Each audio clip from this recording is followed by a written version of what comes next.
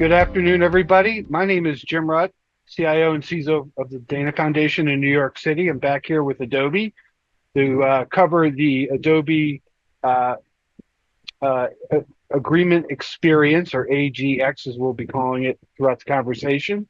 I'm here with Rockett, Mr. EA Rockett, who goes by Rockett.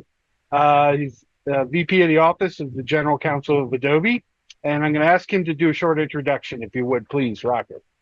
Absolutely. Jim, first of all, thank you for having me here. And hello, everybody out there in podcast land. I am Rockett, as Jim said.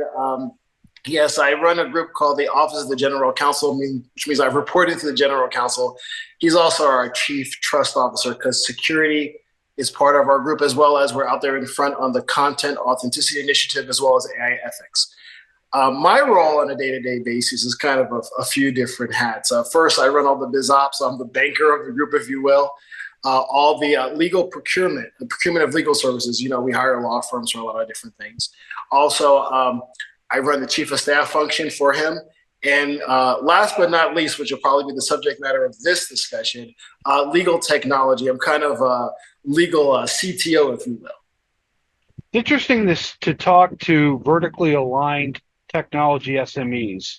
It's happening more and more, I see, and it's really good because I think it garners a lot more business intimacy, and it helps to integrate the particular technologies a lot smoother throughout the roles. I think it's a fantastic thing. So just to lead off for our audience, so during the conversation, we're going to hear about how the Adobe legal and sales teams use Acrobat APIs as well to expedite its contract execution process. We'll talk about contract lifecycle management. That'll be part of the discussion as well. The considerations factored in and the benefits that the teams gain.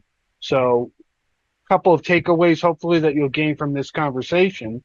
How you can improve the quality and velocity of your contract processes while reducing costs and freeing up time to focus on high-value tasks. So with that, I'm going to start off with a couple of questions for you, Rockett. So Adobe's Agreement Experience, or AGX, is an Adobe on Adobe use case spearheaded by your team. Can you share with us the background in general on AGX? I'd love to, Jim. So I'm here at Adobe 4 years this August. So I'm still pretty young here, but I'm going to just rewind, if you will, in the timeline. So when I got here, I'm going to call that phase one.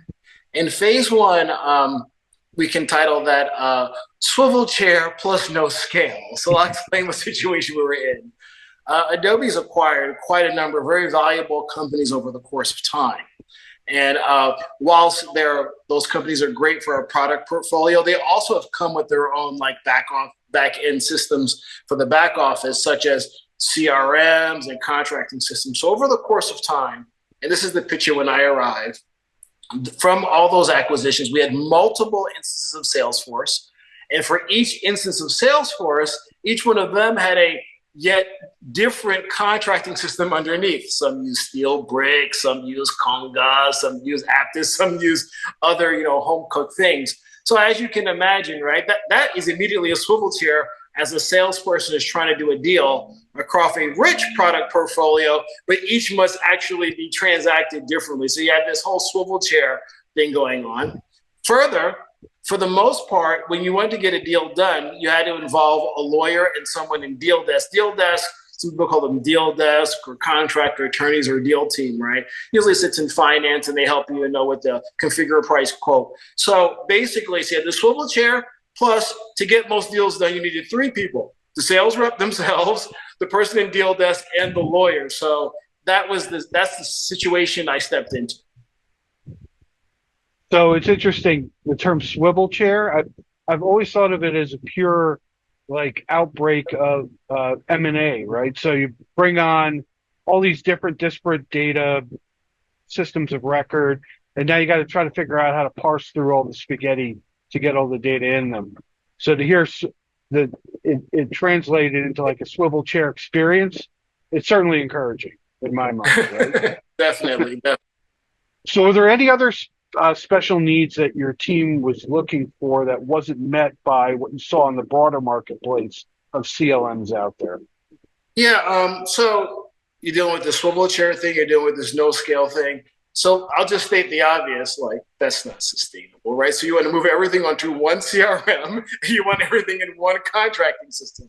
In our case, we made it even more fun, if you will, and I'm teasing from a complexity perspective. So if multiple instances of Salesforce, we would decided consolidate to one CRM, but move that onto Dynamics, Microsoft Dynamics. They're a great partner of ours, great CRM. And then clearly have one contracting platform. And then we need to somehow provide this type of scale. So, we did, it had begun before I got here, but then I dug deep into the CLMs in the marketplace. And of course, you begin with the Gartner Magic Quadrant like everybody else, right? We wound up exploring, Jim, though, probably like 2x, 3x that, because we're evaluating each of these CLMs, these contract lifecycle management solutions.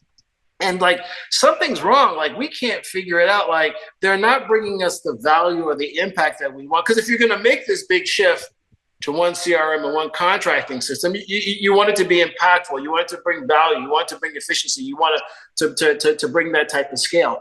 What we noticed, Jim, a lot of those companies, and they're small companies, don't get me wrong, they were focusing on these edge features, if you will. So I saw a lot of pretty cool features that might make a lawyer's life better, I guess, right?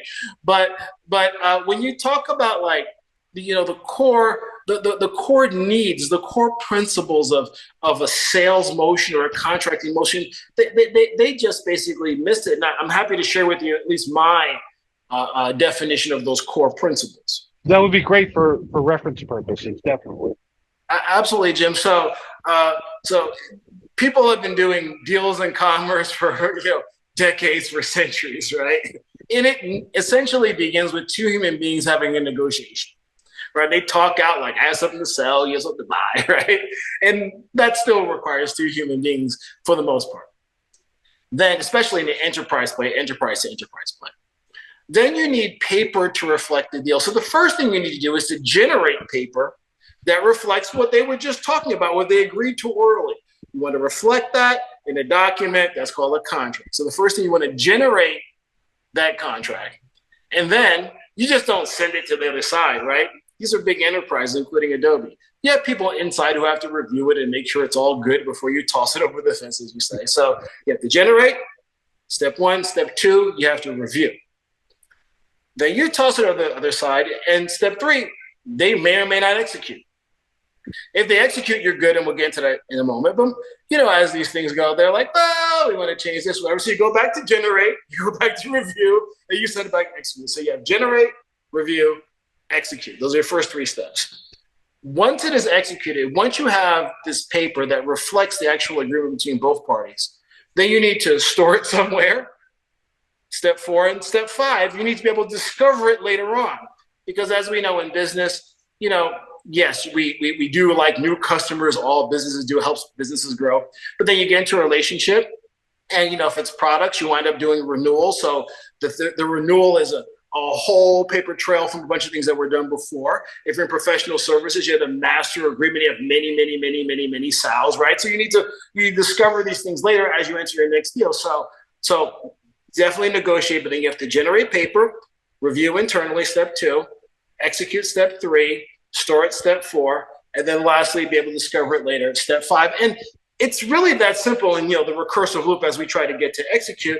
And it was interesting how many of these CLM vendors just miss that. And I'll add one more thing, Jim. So when you're going through that, you don't need 3 people. You don't need the sales rep and the deal desk person and the lawyer. What you need to do is you need to get all that information that's in the lawyer's head of the repetitive things that they keep doing, and actually push those options to the edge. I talked about CLMs, edge features for lawyers. I talk about the other edge being sales reps. That sales reps could pick things that lawyers would say, you know what? Our choice of law by default is California, but New York is fine. And so really built out a robust set of options. And in our case, with our agreement experience, Jim, we actually have, of course, the defaults. Then we have a bunch of pre-approved options with the logic. If you pick this one, then other options, another term or condition may change, pre-approved. And then we have within the same system, Jim, ones that may require approval, but it's intra-system. So sales rep can continue to iterate and negotiate with the pre-approved terms. But let's say choice of law, I'll make up one, like for whatever reason, Nebraska was what needed approval, wasn't pre-approved. Within the same system, they pick Nebraska, then it would route within the system to all the approvers that need to approve Nebraska.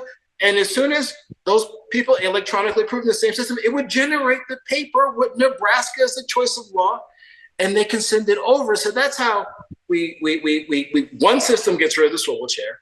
We get down to those 5 core principles, but then we add this scale by pushing all this optionality that a lawyer would do. Now, to all my legal friends out there, I happen to be a lawyer as well. There's a time and a space for that, which is high value deals. The number's just so high. There's going to be a bunch of lawyers there, Jim. Or it's a highly strategic deal. This is going to create a lot of market buzz, et cetera. And that's where lawyers will, I often call it like chisel new ice, right? No one has done this before, but there's no need for a sales rep to chisel new ice. Yeah, I'm getting flashbacks from every contract negotiation I've done in the past 20 years. All these elements are definitely important. It's interesting. I think about the movement of paper, especially when you talk about term redlining between parties. That's from the legal side, but also I think the business and operational side, right? So at the time of renewal, are you renewing in a timely manner? Are you able to upsell other, I would say, peripheral services? All these things kind of meld together. And it was always a logical thing in the back of my mind to say, why isn't there one system rather than a bunch of siloed areas here to try to accomplish the same thing, which is have a happy customer, have a clean renewal with some possible opportunities for expansion of revenue opportunities. So it's all resonating very well, Rockett. This is fantastic. Are there any other, I'd say, peripheral areas of the agreement experience that you think are additive? And also, we haven't really touched on Adobe in and of itself, especially some of the new features, which I love, by the way. They're phenomenal. Do you think anything built within Adobe as well adds to that, to the CLM process or the lifecycle process specifically? Yeah, definitely. So I want to talk a little bit about, how we actually came about to even doing agreement experience. Besides the fact, yes, the CLM area did not hit our 5 core principles and did not show us that path for scale. But I just want to be just abundantly super clear. I have never been forced to use Adobe technology. I am rated or graded, or pick the word, on solutioning. And so what happened was, whilst towards the end of that CLM evaluation, market evaluation, which was not turning out well, as I mentioned, that's when our Document Cloud team began releasing that rich Acrobat technology as APIs. So the reality is, when I began this whole journey, our Acrobat APIs did not exist. So I'm just trying to solution, Jim. So I'm like, well, let's evaluate those APIs the same way we're evaluating these CLM solutions, and let's see what they can do for us. And Jim, because of Adobe, and I'm so happy to be here because it's a company I've admired way before I got here. Being the inventor of PDF, Acrobat having those decades out there, our Document Cloud team actually had a very, very, very good understanding of what functionality bundled as APIs would essentially be helpful to someone like me, whether I was at Adobe or elsewhere. So I evaluated them, but just to more punctuate, I've never been forced to choose particular technology. So I had these APIs in my hand. I'm like, well, I still need a UI UX layer. I still need an orchestrator, right? So in my case, as I mentioned, we're moving from multiple Salesforce into one Microsoft Dynamics. We're a huge Microsoft customer. And I realized as part of our Microsoft agreement, we had a license, a very nice license for Microsoft Power Platform, which I think is phenomenal and has also provided a low code and sometimes no code way to solution. We also took Microsoft Power Platform for our UI UX layer, as well as our orchestrator to call the various APIs across generate, right? Then the review, then sign, which we have Acrobat sign APIs, but that was kind of there ready from before. That one was there before. And then clearly then down to store and discover. So, I mean, so if anything, our solution, yes, it does leverage Adobe, whereas it's Adobe and Adobe Play. But I just want to be, very transparent with everyone out there. These people are sitting in the same position that I was in, that they have the solution and they have to bring value to their enterprise. So Agreement Experience is a combination or current instance of Microsoft Power Platform and our Acrobat APIs. And that powerful combination was really easy to realize and to bring the great value. Then I'm going to add one more thing, Jim. As you put these solutions together, I'm constantly asking myself, how do I measure myself? How do I measure if that solution is really making a difference? Is it really transforming things? Is it of enough of a material impact? And so I developed this little acronym for myself, and you actually said some of the words in my acronym at the first part of our conversation. And I talk about QVC. Q standing for quality, V standing for velocity, and C standing for cost. Quality, velocity, cost. And if you look at any solution in terms of quality, velocity, cost, you have a really good idea whether you're making an impact or not. So Jim, in this phase 2, where now we don't have swivel chair and we have a way to scale. So we've got this, phase 2 is this core principles plus scale. So we went from swivel chair plus no scale to core principles plus scale, right? For all the reasons I mentioned. I look at Q, quality. But wait a second. If the sales rep can turn most of the agreements themselves, the quality of the paper goes up, because when the sales rep, and I don't know if I mentioned this before, Jim, using our Acrobat APIs actually generate the paper for them based upon clauses that are in libraries, right? So all of a sudden, no typo, so quality better. That sounds good. So if 3 people have to do most of the transactions, and now you're down to one person who can do a lot of the transactions themselves, that already just makes things faster. There are less humans there, which immediately bleeds into C, cost, which is essentially less humans in the loop, better cost structures, right? So that's QVC. So that's kind of a rubric, a KPI, if you will, a self-measurement to make sure that what we solution made sense. Yeah, they're completely interchanged and they flow perfectly to the end, to the C part of the QVC acronym, right? Yes. Although I keep having flashbacks in the Home Shopping Network, but we won't worry about that. I think you and I are probably one of the few that remember when it was dominant. I do remember that. I definitely do. That's amazing. I think what's also particularly interesting, Rockett, is the combination of technology. We're talking about using the Microsoft Power Platform along with Adobe, and we took a parallel approach as well. We've moved from Salesforce to Microsoft Dynamics about 2 years ago, and I agree with you 100%. It kind of lays out the perfect elements for combining and enhancing this type of automated, efficient experience that we're describing. It's very, very, I'd say validating to hear. Thank you, Jim. Thank you. And then, Jim, I'll add one more thing to that velocity we get from that automation, which may be counterintuitive. Whilst I want all this automation for my sales rep, and I want that automation at appropriate places for my deal desk person, which again, I'll also call contract managers or deal teams, other places. If it's a high dollar transaction or a very strategic transaction, and there's a big pool of lawyers on both sides, Jim, you know what they're going to do. They're going to use email, Microsoft Word, and redlining.